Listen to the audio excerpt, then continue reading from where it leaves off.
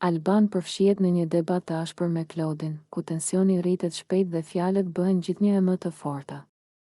Gjatë përplasjes, Alban i drejtohet Klodit me akuza të drejtpërdrejta, duke i thënë se ai nuk ka as pak të drejtë të flasë apo të gjykojë vajzat, kur sipas tij sjellja e vet Klodit është kontradiktore dhe provokuese.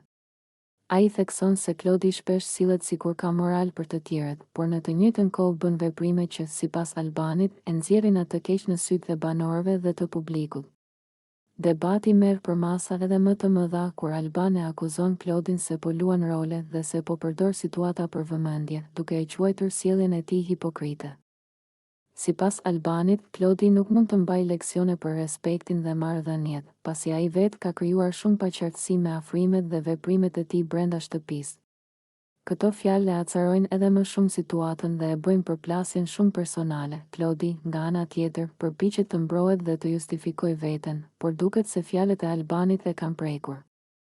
Të dy flasin me tone të larta, ndërsa banorët e tjerë mblidhen rreth tyre, disa të habitur dhe disa të tensionuar, duke pritur që situata të qetësohet. Atmosfera bëhet e rëndë dhe debati kthehet në një nga momentet më të forta të ditës, duke lënë pas shumë pikpyetje për marrëdhëniet, respektin dhe kufijtë mes banorëve brenda shtëpisë.